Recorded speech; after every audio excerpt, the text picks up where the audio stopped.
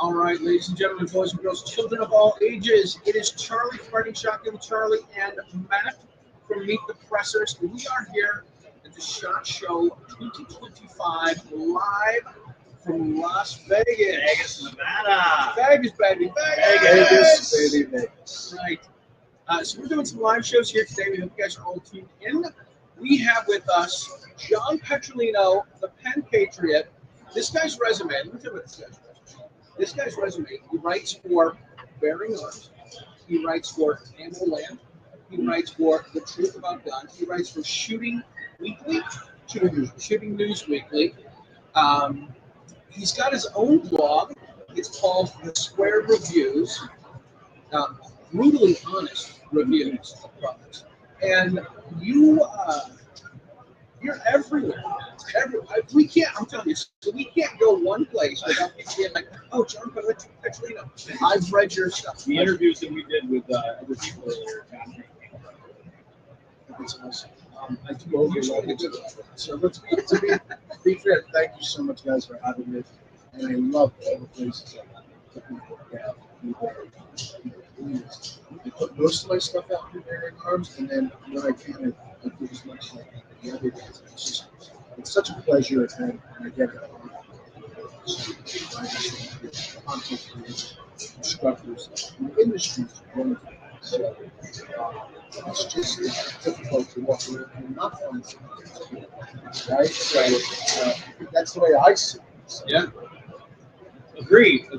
You are definitely a force to be reckoned with in the writing industry. And hoping to see some stuff transpire last night. If Zeke get in from the Gundies at midnight, we would have had some sort of a Gundy, article, but I had to get it into the Gundies, So He's just tall. Wow. Yeah, We don't want to picture that. right. That reminds me of the other places you're right. Is News 280. yeah, big shout out to newstrade.com and the project that's called the Infringement Report. And at the Infringement Report, we are tracking and getting together with applicants for the types of permits in New Jersey that are having issues with authorities and going beyond the statutory time limits, maybe doing some gains. We're interviewing people, we'll be getting evidence via all of the electronic submissions, because there's email chains to that. And, yep, not even on the FOIA, we get the emails right from the people, and we hit up the police department and say, hey, just looking for a comment about this, this is what's going on. Sometimes we get a response, sometimes we don't. We hit up the mayor and say, hey, just want to know what's going on. Sometimes we get a response, sometimes we don't. But with two of the reports that we did put out, one person was issued their paperwork within, I think, under 12 hours, and another person was issued their paperwork in over a business, like a weekend, so it's like a business day. So, that category, when I called the court after the interview I did with George Campbell and published it back in 2019, I came up with a thing I called the 4 horses. right.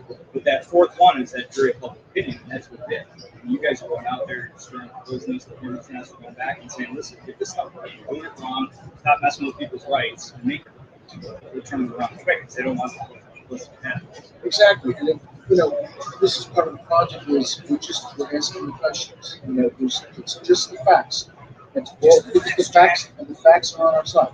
This is what the law says. Can I get a comment? That's it, and then we go from there. Oh wait, he knows some stuff. We try to know some stuff, right?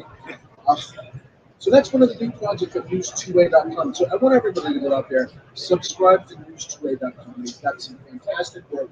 There's some great writers out there. Charlie also writes for news2a.com. And so check that out. I think that would be. Yeah, those guys are great.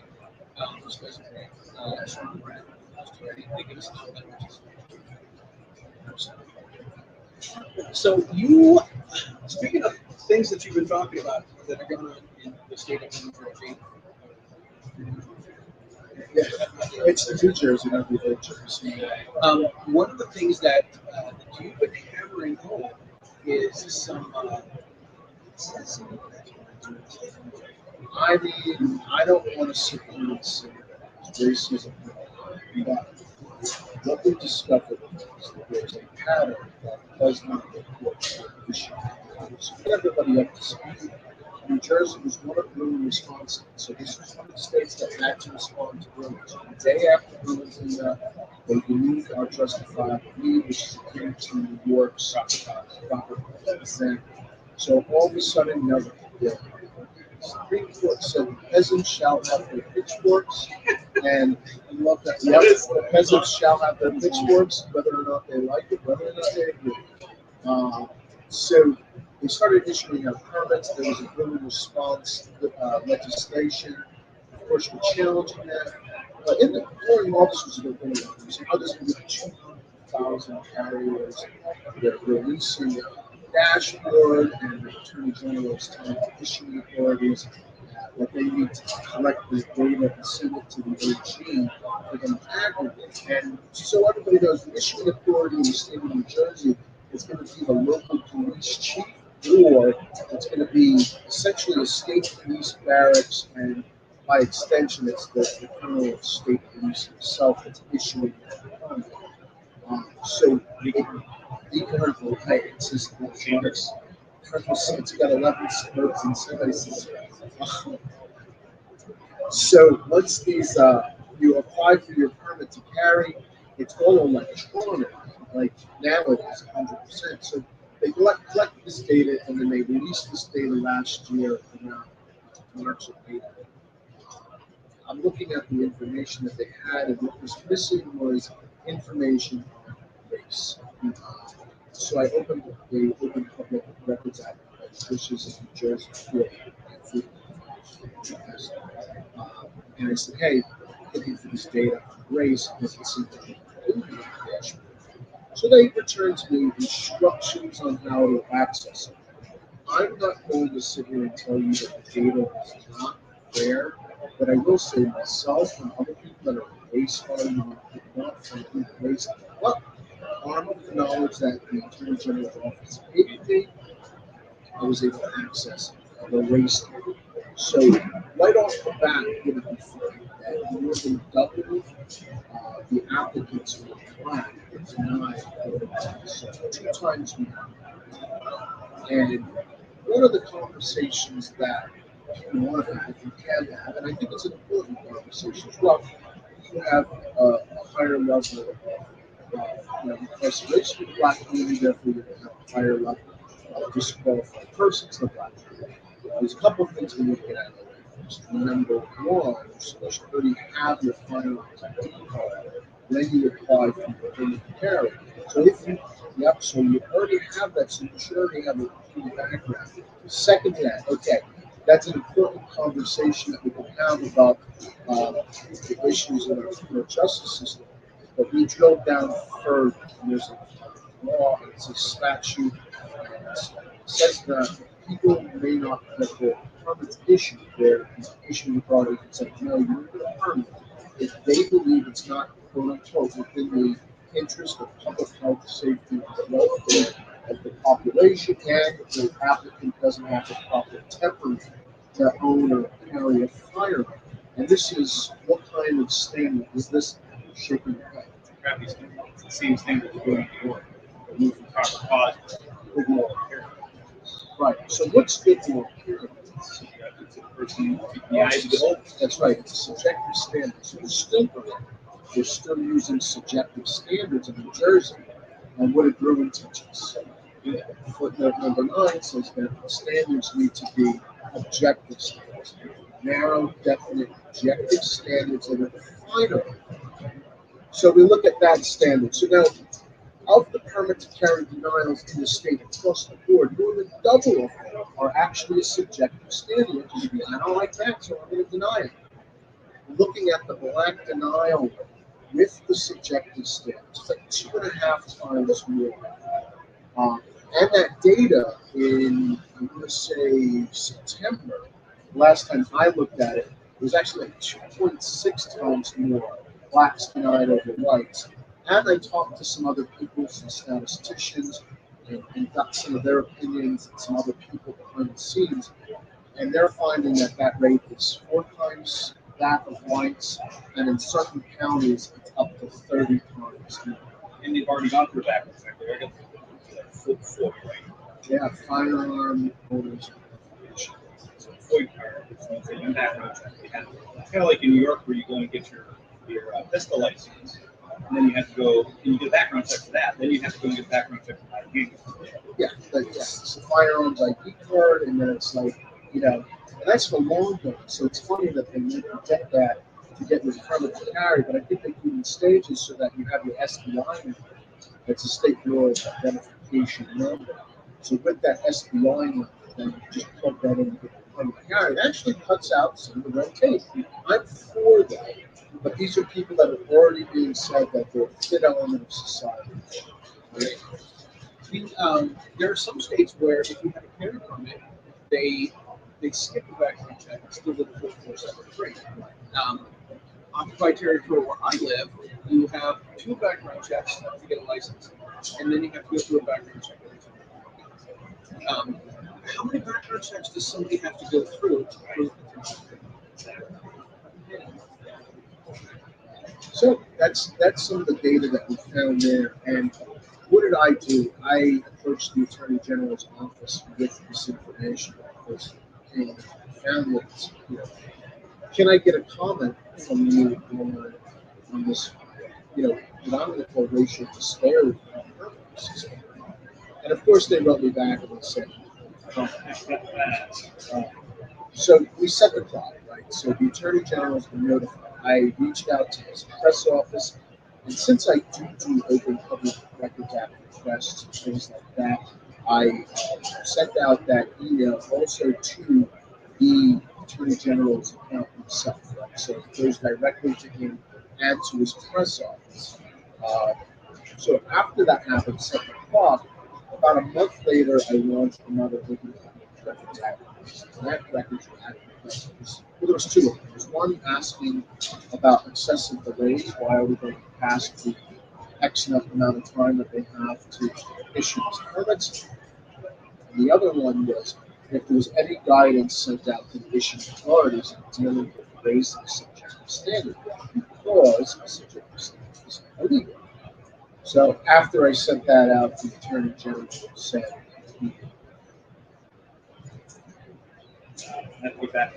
declines to comment. Oh my God. The Attorney General. Attorney General declines to comment. We should get Trump. Then again, I'd like to. So, all right, that's not cool. I'm tracking this further, following things. And then finally, there was, I sent out correspondence to Governor Murphy's.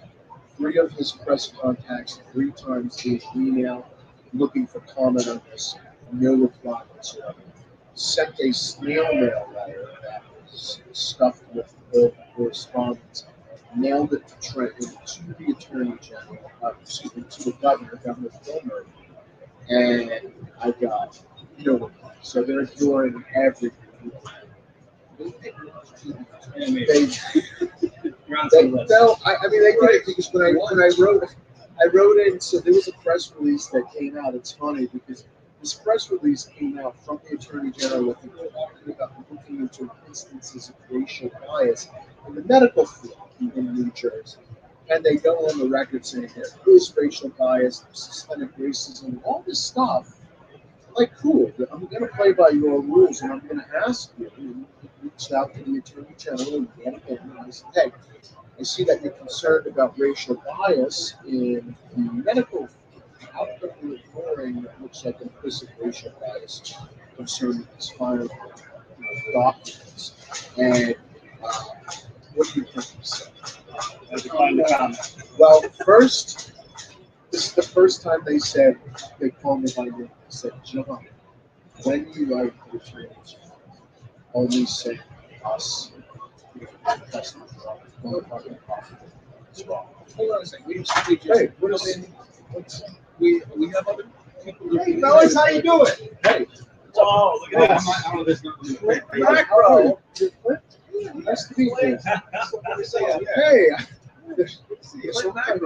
We've got Garfield. I wish we had some cameras over there. You're like hyenas in the tree. I feel like a fish in an aquarium. Yeah, for you guys who don't know out there, we've got people walking all over the place, looking at us, waving at us, honking at us. it's kind of neat. You feel like a fish. I feel like I do. Maybe more like a man. It would mean to you, you're reaching in heaven. I guess that's what Clinton kind of just did. Right? Yeah, for sure. So the Attorney General's office wrote me back and said, when you look to us for comment, do not carbon copy. So they got tired of me including him in the correspondence. But the only reason I included him in the correspondence is you can't say he's not culpable. He knows about everything. They're notified that this stuff is going on. So since then, I have refrained from notifying him directly, but I'm going to say that if I have something really juicy, I'll maybe accident carbon copy. Like, oops, sorry, I forgot it. I know. I mean, and I'm assuming they're also probably doing that because they don't want the Attorney General, one, being separate from it, but then also, if they ignore you and turn you off and say, oh, hey, yeah, I must have gotten lost in spam or something, they can kind of use that excuse as much as possible. They don't. When I went to Philadelphia, the Third Circuit Court of Appeals, to watch the preliminary injunction in Queens and Seaver, these are our sensitive police lawsuits, for lack of a better term, ruin response law lawsuits, and we're challenging all of that. Those are two cases. That was heard, I think it was October 25th, 2024. We still have not gotten an answer on the preliminary injunction. So we're still surfing on a preliminary injunction from the Federal District of New Jersey with a partial stay from the Third Circuit Court of Appeals. While I was there, reporting, sitting there, I did see the Attorney General. I went up and introduced myself to him. I gave him my business card. I said, hey, let's get together and have a cigar sometime. Let's hang out. He's like, oh, yeah, sure. I don't think he knew who I was. He sanitize his hands after that. He definitely knows who I am. I can tell you that, but he didn't know who I was then. Not by face, that's right. So I'm sitting there and I'm watching him in the gallery. I fell asleep while somebody else was defending the lawsuit. Yeah, this guy's already vegan. Yeah, not that I'm that young, but he's younger than me. He's not in his 80s, right? Exactly. So that's what's going on in New Jersey. Yeah, it sounds like just as bad as me. Oh, yeah, no, it is. So, what about you guys? What do you guys got? And stay away for a shot. That's not a long night for the guns. That was cool. I liked the numbers. What did you guys think about it? Because I didn't know what to expect. I think this is the first time they did that in a big auditorium. The second time they did it, the second time, but this is the first time they opened it up to the public. Right. I thought it was really good. I definitely wanted to check it out. I would do it again. My only reservation is it's the same time that the NSSF happy hour is. So, like, if you want to do that and that, you can't. Also, Arms Room Radio, good friends of ours. Yes. Good friends of ours. Mike Korowski from Arms Room, they do their thing, right? And he's been doing that for, he said, a decade. He said he's been doing it for 10 years. So I'm not going to talk about what he told me this morning. And He told us last night. what he told you last night. Well, I didn't see it. So We went there at 6 to 7. Okay, perfect. So I'm not going to tell his story, right? It's his story to tell. But I'm excited. He's excited about it. He wants to. Yes, He wants to get people listening. I like bratwurst. That's what his new one is.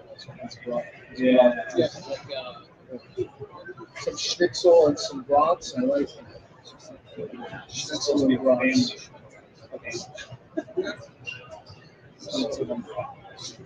Brats. but the Gummies was really cool because it's this huge auditorium. It was probably 2/3 then. It wasn't jam-packed, but yeah, they could have pushed some people down a little bit further and maybe, organize that a little bit better. I wish apparently, did you know there was like an appetizer hour? No. Apparently there was appetizers, I guess. I heard that people. Yeah, right? That's Which, and they said there was like a 2-hour open bar. Or maybe this was for the finalists. I have no Right, I think idea it was for because I didn't get that Must have memo. been really important. It's like the $1 million rule. I never saw the money. The government must keep that. For sure.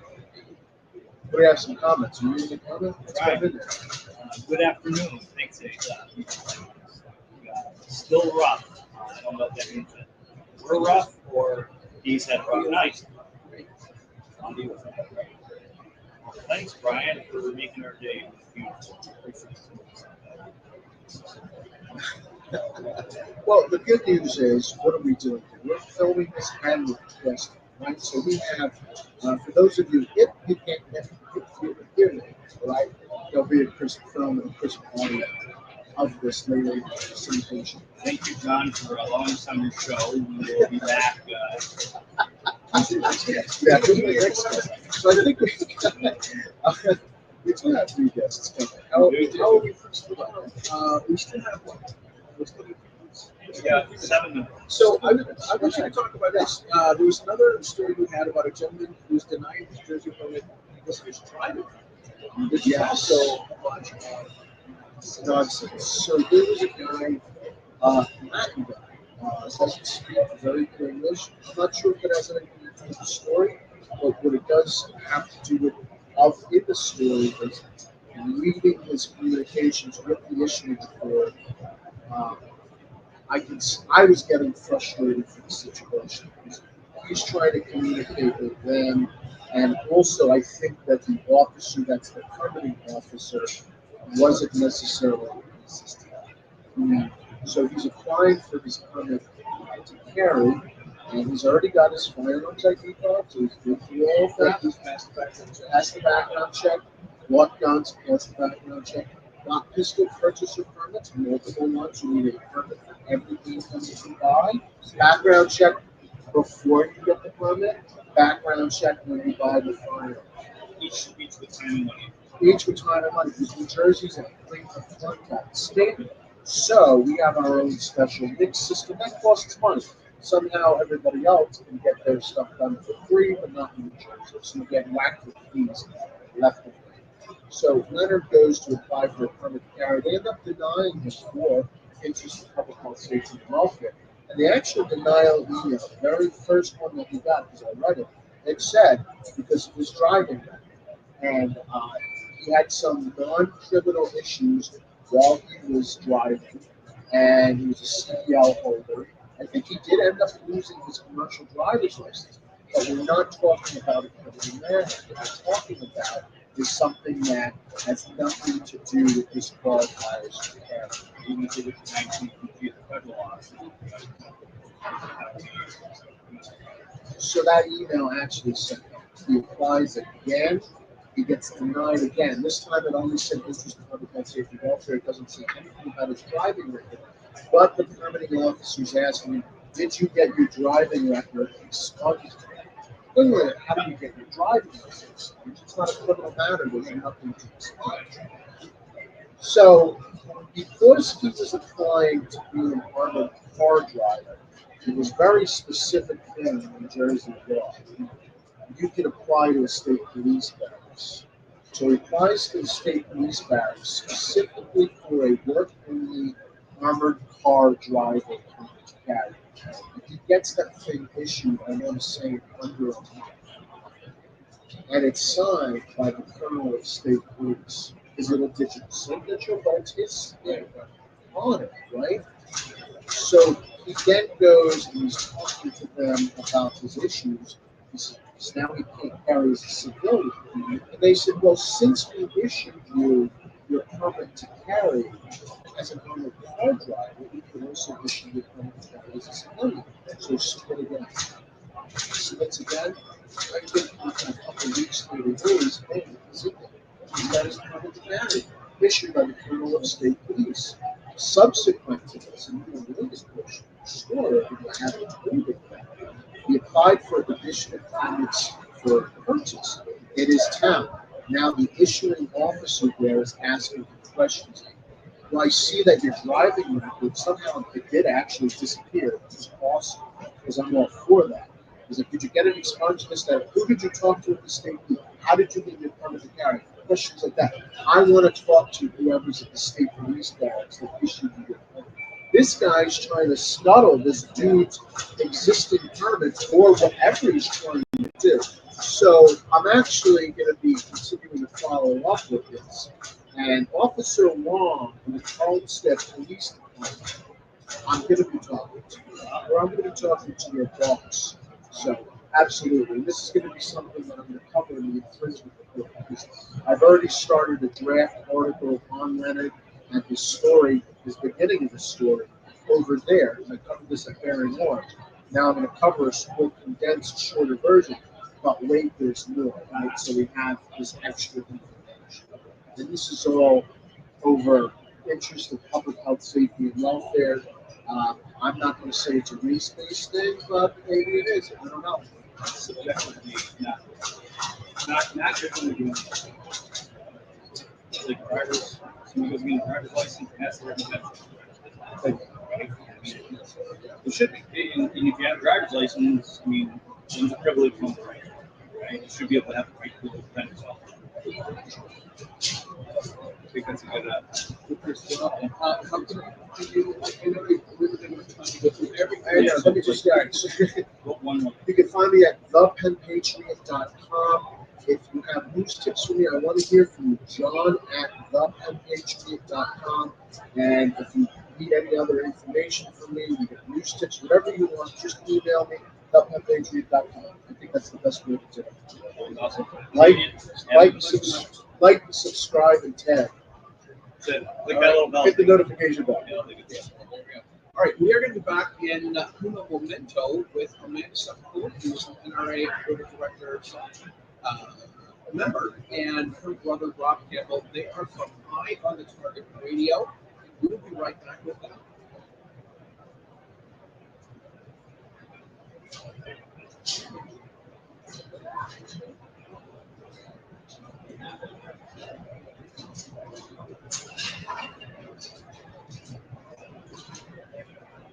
I feel like this.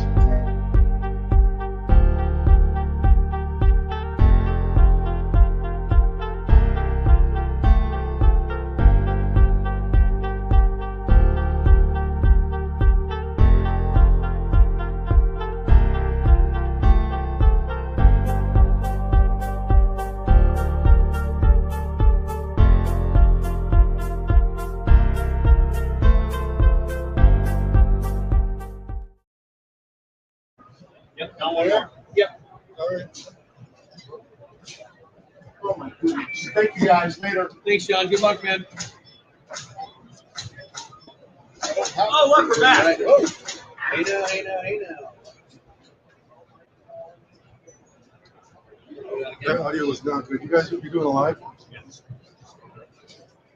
What, you want me to record the live? A couple more.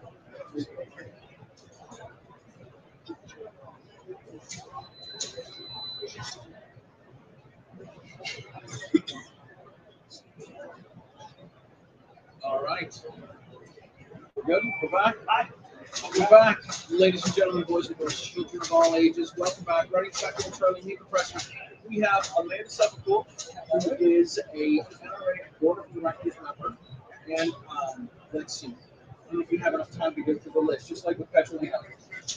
She's on the Women for Gun Rights. She's got Realized Firearms Safety Education Awareness. Realized Firearms Awareness. Realized Firearms Awareness. And you guys are, you and your brother, Bob Campbell here, are. My beautiful sidekick who has been watching. Okay. Just gotta go. This happens to This happens to a lot because I you love it when radio is like yelled across the room, and she says that's not a thing. But I like it when you hear somebody in there rustling around trying to do something, and he doesn't have nothing like that. Right, that's you. He thinks it sounds good, and I'm like, no, it's not happening in my show. It may happen in Charlie's show, but it is not happening in my show. Thanks. You know, I'm right here. I'm You just know, I'm saying, right here. I'm just saying, since you are allowing it to happen in Charlie's show, It's like we're singing a duet. there you go. Right, we're gonna. Okay. So you called us here for some reason. Yeah, so we want to have you guys talk about all the stuff that you guys are doing. Particularly talk about NRA stuff that's going on. You've been to the meetings. They've gotten rid of the SLC. They're making some changes. There are 28 reformers on the ballot this time. Wow, you've done your homework. Well, I might not know how to work audio equipment, but I can do some homework. Do you know what the website is for A new NRA.com. Elect. Elect a new NRA.com. So close. Yes, so Right. It wouldn't have gotten No. yes. No, okay, so let's talk about it a little bit. So what has happened was for a while and everything that I say is opinion based on different board members' opinions. There is not an official stance of the NRA because I as a board member, just cannot speak for the NRA, right? So there's that. Just to let you know. But okay, so a couple years ago, I ran for the board of directors of the NRA, and it's pretty funny because if you go back and watch some of the videos of the members meeting, I was in effect told, what do you know? And it's like nothing in my background and pedigree seemed to matter to some of the folks, and they were wrong. We'll just put it that they were wrong. And so what's been happening since is that every election elections have consequences. And so last year there were 4 reformers who joined the board, and that kind of started this groundswell. I've been elected the year before. There were others who've been elected with the idea that they were going to be involved and save the NRA and make changes. And what happens is if you tie a string around the entire board and one guy runs in one direction and everybody else stays stationary, how far do you go? Right? And so that's what was happening. So a new person would come in and they bounce off the wall for a while and not get anything. Well, then now there's 2 people, there's 4 people. Now there's 16 people. So all of a sudden now 16 people bounce off the wall. The whole group kind of goes and moves a little bit, right? And so we've seen some movement.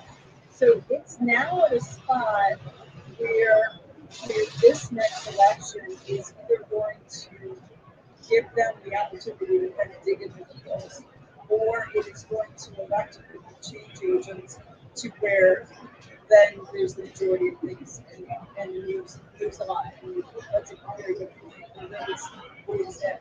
And so that's where this electedNewNRA.com is so critical, is go in with your bios, because there's some people with some pretty amazing backgrounds who decided that they want to get involved and help, save it, fight for it, and do that.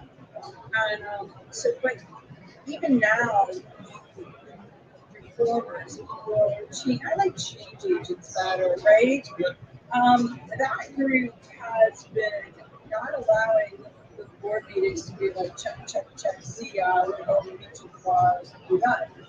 We are duking it out every single thing. So board meetings are taking elastic 15 and a half hours at a run. Yeah, you get a bathroom break. Here's lunch, but because the other part is that if you leave the room when they've not taken a break, they become a vote. You're not there for it, right? So you are engaged and engaged hard, and so there has been a lot of things that have been took out, thought over, and you can read about them and read about what happened and what matters. And there's a website called NRA Engage, and it starts to line it out. And so does there's a blog called No Lawyers, Only Guns and Money, and it will kind of. But if you're just starting to read it from the middle of the book, you have no idea who the players are. You have no idea who the characters are. You're sitting there going, I need a scorecard. And so there's just a lot of moving pieces to it. But let's just say that I am very positive about it, very optimistic about it, and I definitely think that we're in a great place to make the changes so that the NRA can exist in another 150 years after the 150 people have been already spent. So 1871 founded in New York State, so I love the NRA. And being a member too, a training counselor, and sort of running some local country. Heavily vested in the training side of it. And it can't go away. There's just so much that it's done. It's got that namesake known in the industry. Well, to just the general folks who are 2A savvy. And they're like, well, there's these other organizations who are doing a better job than right? And I'm going to say yes and no. And the yes is they are in their little slice, tiny little slice of the pie.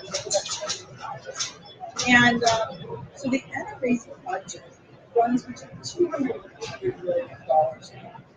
That's how much stuff the NRA is doing, right? The other smaller organizations that we put our saying, well, this is an organization around us, their budgets are running in the 8 to 10 million. So the thing is that, yeah, the NRA may not be doing exactly what they want to best little slice, but they're doing all this other stuff that they're not using. So I'm not telling you to not support the guy. I'm saying support the guys. Because the little guy needs the big guy. They need, I talked to Eric Scott one time a couple years ago. He's like, you need the NRA. So Eric Scott is governor. And he's like, you need the NRA because when it gets ugly, they're taking shots at the big elephant in the room. And then the other groups can cry on their feet and dance around. But if all of that firepower went aimed at one of the little guys, they wouldn't survive the attack. Yeah, the NRA, I mean, when anti-gun folks talk about pro-gun lobby, it's always the NRA. They never want to go after us. They never want to go after us. All they know is the NRA. And the NRA has become such, it's just, it's not even that. It's an acronym for anyone that's a gun person. Right. And I remember for me, I talked to one of my college roommates after I started running shotgun. He's like, dude, I love what you're doing with the NRA. I'm like, I'm like, teaching classes. That's it. You know? Yeah. So there's no. But to them, it really is. Well, it is. The NRA is the Second Amendment. The Second Amendment is the NRA. Yeah. And I don't think that mindset is overly wrong. It's not. It's not as big and open as we. It's right. I mean, there's what? We hear all the stats. There's 100 million gun owners and 40 million NRA. Like, there's a lot of but a lot of this too is that they go by family. You got a family, so one guy belongs to the NRA, everybody in the family says the NRA now, whether they send their $35 for membership. So it's guilt by attrition or whatever. Well, yeah, but I think you're right on that, Bob. And I think that the other piece is that if you do a survey of people, there's a lot more people who believe that they are members of the NRA than are actually members. So they're mental members, they're just not dues paying. They vote with the NRA. They vote. They claim with the NRA. They just don't pay the Charlie, when you're actually using Charlie's clients, that way you guys are. Right, I mean, that's the thing. So they vote with the NRA, and whatever the NRA says on the TV, they believe it 100%. They just don't send their Yeah, so they're electronic members, in their heart, they're members, virtual members. And, I have an NRA membership number that's super old, and no one ever has to see it, so it doesn't really matter. I do love the story where you say that they asked you for your number, and here you go. They went somewhere one time and they asked for our NRA number, and I gave them my original number, the CLK018W, and they were like, "That's not a number." And the guy was, "Yeah, that's just a really old number." So it's like, yeah, that's not me. But I mean, now that I get my training credentials, and they give me a modern, updated number, but I just use the old one because I've had it since like 1968. You guys are like an analogy that I came up with earlier. You were the circles, your rings, right? That came up earlier with anyway, it's like doing a repair on your house. And you take down the sheetrock. This wall needs repair. I got to replace this stud and that stud. I really want to take the whole house to the ground and rebuild it. I just need to fix this little area for this wall. You guys need, and I was saying, that stud, this stud.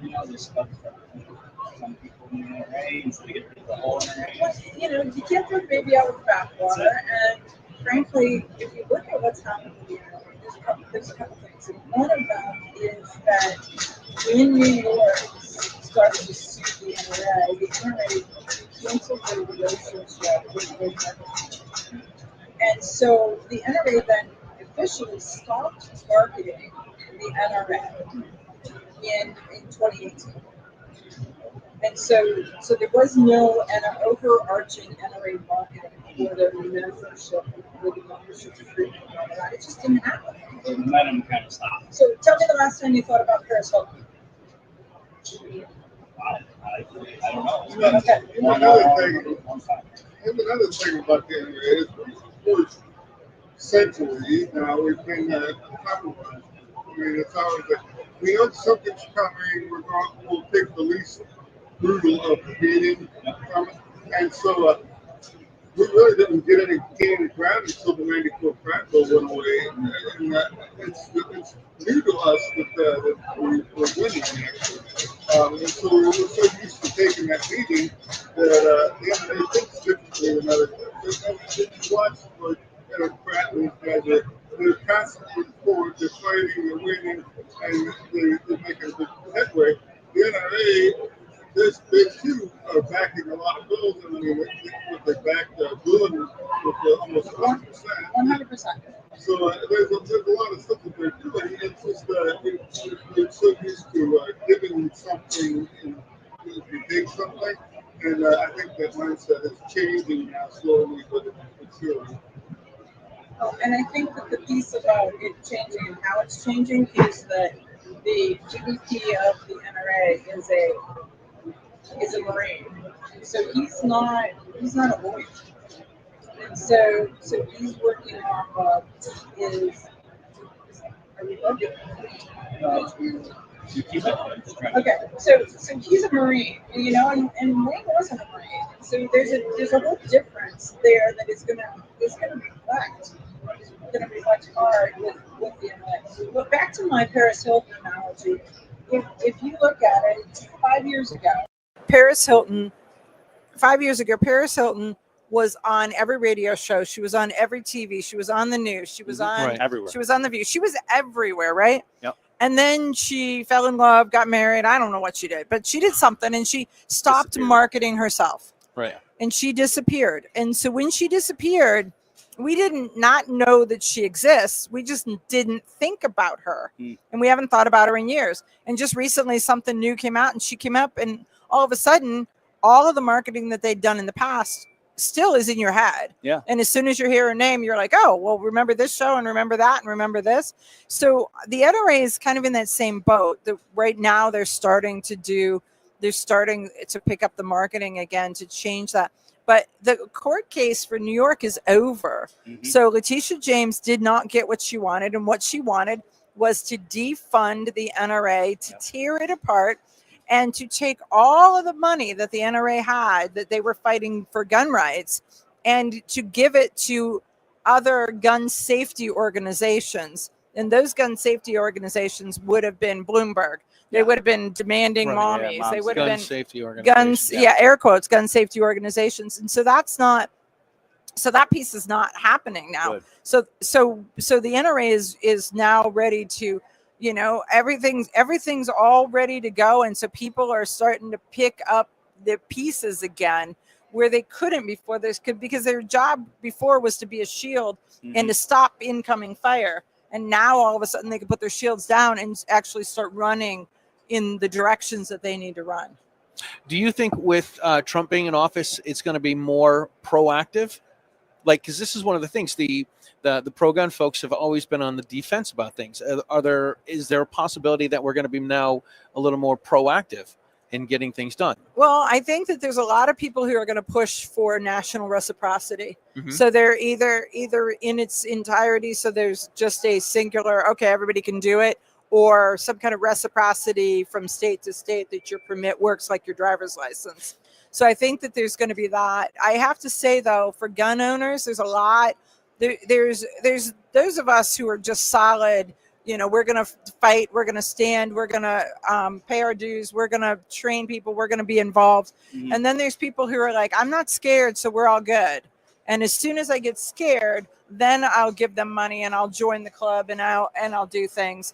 And then, I mean, there's people who are like, okay, my neighborhood's safe now, so I'll sell my guns. Right. And then a month later or a year later or 5 years later, somebody gets hurt or attacked or something. And then all of a sudden the community then buys guns again. And it's like very reactive, not proactive. It's that proverbial insurance. You don't really need it. You know, you don't need it until you need it kind of thing. So if you don't really need the insurance, you don't see it right in your face, then you're not going to get it. But then, you know, a hurricane happens or, you know, the fires in California happens. You're like, oh, shoot, I probably should get that insurance. I've been putting off, you know, that mindset. There's a lot to that. And so I think that guns and gun ownership and gun rights are one of those to where I think what I've heard is that people don't react to happy news. They react much more to news that scares them. Yeah. So shock and awe. Rob had made a point that most people do not know is that the NRA funded the Bruin lawsuit in its entirety with the group, the New York State Rifle and Pistol Association. So when they're like, well, where was the NRA? Well, that was a big, they were behind something that was absolutely phenomenal and instrumental to us. And currently the Bruin lawsuit has been cited through 1,600 court cases that have made their way through the court and through decisions. 1,600. Wow. And then there's all the other ones that are still not in a decision-making phase yet. Something else real quick to think about. It took 7 years for that Bruin decision to happen. 7 years. 13 for Heller. Right. 13 for Heller, 7 years for Bruin. I mean, all those years, courts going through courts, that's a lot of money and time. 2 for McDonald. Right. So at minimum, it's from the last court to the Supreme Court's $1 million. Yeah. But it's like, whose money? How is it? Exactly. And how do you get there? And where are the steps? And what is the strategy? And I think, and to that point, it has to be a solid case. Otherwise, it's going to get thrown out in some way by a judge. Like, oh, this doesn't pass muster. So it's got to be organizations like. Well, look at Rahimi. I mean, Rahimi was one of those where there's some groups that were saying, okay, we don't want Rahimi to be the case. Yeah. We'd like something else, and it was the one who made its way up to the courts. Yeah. But there were some good nuggets that came out of there, but most people aren't covering the good nuggets that came out of Rahimi. Right. So I think it's very positive that the Supreme Court is willing to hear gun cases and that there's a couple more coming on their docket. So June is going to once again be really spicy as we're all watching what happens. And as of Monday, things are going in a good direction. As of Monday, there's that. As of Monday, the presidential platform is not anti-gun. Yep. Let's just put it that way. I mean, Donald Trump is not the most pro-gun president we've ever had, but I think he's more gun neutral, and I think that he wasn't raised in a gun community. He wasn't right in New York City. Right. It just wasn't in his makeup. Yeah, his bringing up upbringing. And so yeah, but he's best we got. He's best we've had in a little bit too. Right. And he's way better than what we had. And then when you look at J.D. Vance, and now J.D. Vance, brought up around the Second Amendment is in his DNA. Yeah. Did you see the speech that he gave at the RNC about why his mama, when she died, had X number of guns spread out all over the house? 19 guns all around the house? 19 guns, because she wasn't mobile. And so it was just easier to buy another gun and put it someplace else so that you could get to it quicker. Yeah, that's crazy. Okay. Yeah. That's how they do it down south. It's Ohio, man. It's not down south. It's not really south. South of New York. We're a little. Barely. Okay. Barely. Sorry, guys. This is Matt Mallory. Right. Geometry is not. Wait, geography. Geography. It's geometry. It's geometry that he's better at, not geography, right? Oh my God, that's awesome. That's right. I forgot he was Ohio. I was thinking he was Florida or something. Rob had an intern that worked with him one time, and he was like, "Hey, kid, you were such a mathlete, right?" And so I'm just gonna say I'll have to come up with something about map. Yeah, you're right. Something. Right. Somebody asked, "Listen, could you use geometry in a sentence?" And they said, "Yeah." Somebody planted an acorn. It grew up and said, "Gee, I'm a tree." But I'll be here all week. Okay. That's dad jokes. Right. Those are great jokes. Dad jokes are great jokes. Looks like the audio is a lot better, by the way. Oh, that's good. Okay. Glad to hear So, that. so what do we want to? What do we got now? What do you want to talk about? 8 minutes left. All right. Okay. So NRA board, a slew of people support the NRA. Get involved with all the organizations out there that are helping fight back these The gun laws. website elect a new NRA.com. ElectanewNRA.com. What I'm gonna give my headset to Rob here because I want Rob to talk about this. But you, I listen to the show all the time. You guys have eyeonthetargetradio.com. Oh, here you go.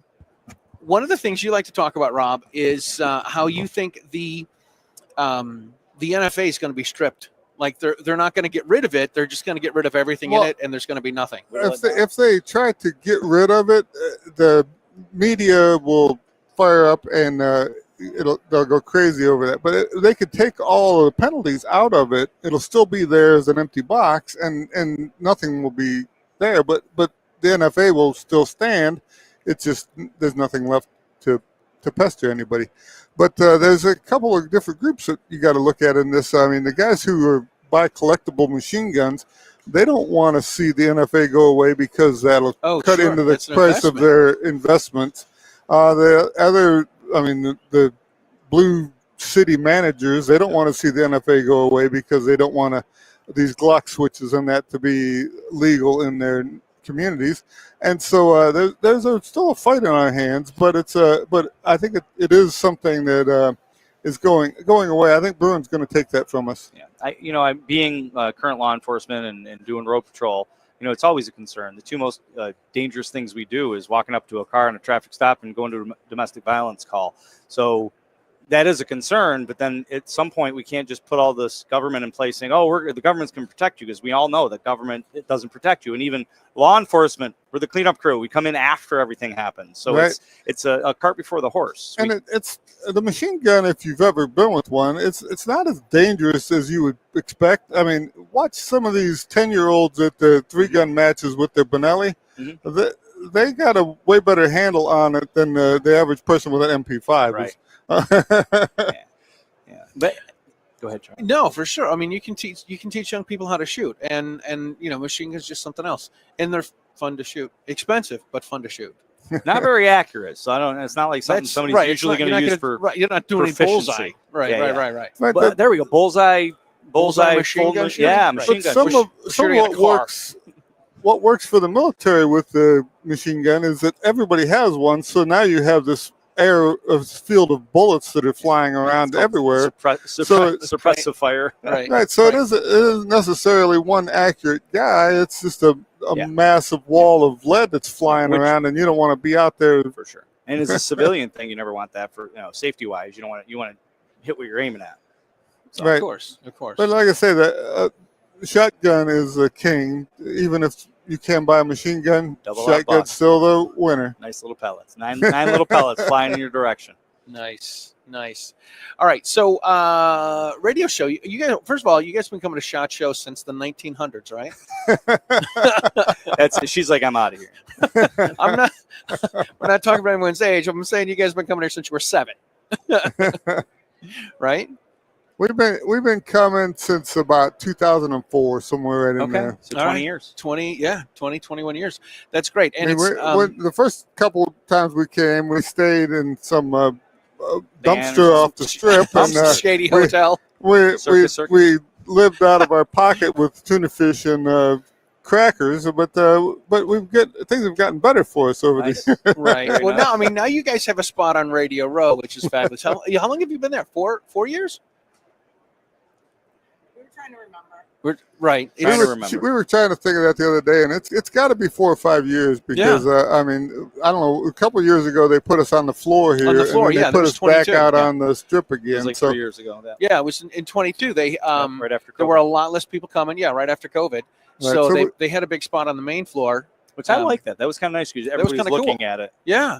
Right. Instead of having to walk down the hallway. We were here. We were on Radio Row just a year or two before that particular time, but we did like the floor. Like you say, everybody's watching you. They're sitting in tables and watching the show going on as you were doing your stuff. Right. So it's my turn to change because I haven't done it yet. So I'm going to ask a question, hand it off to you guys, and then answer it. Right. What was the show like back then, 29,000 years ago?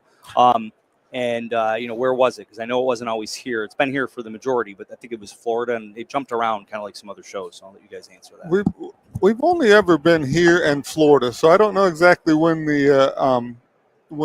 they started here, but Florida was really nice in the fact that it's a completely different venue, and it was funny because down there they took us to the range there, and since Florida is completely flat, they had pushed up this mountain of dirt, and they shot at both sides of this mountain shot of at dirt. each other.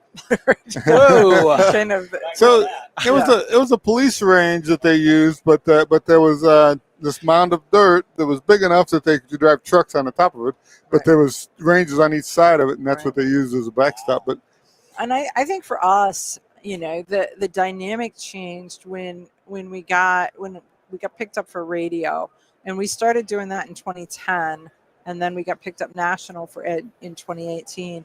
And so before that, we would just come walk the show, and I have to say that the difference for me is the dynamic of now we know people. I mean, you'll walk through and people stop you and you talk to them, and It's not that you know people; they know you.